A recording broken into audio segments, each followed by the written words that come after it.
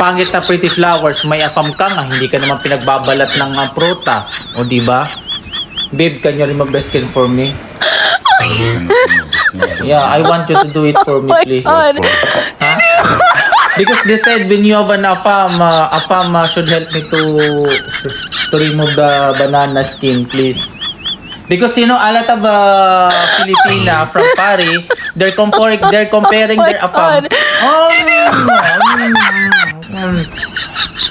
Ayan, Titi. Pangit na pretty flowers.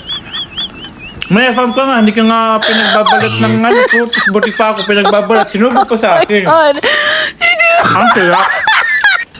Hindi ba?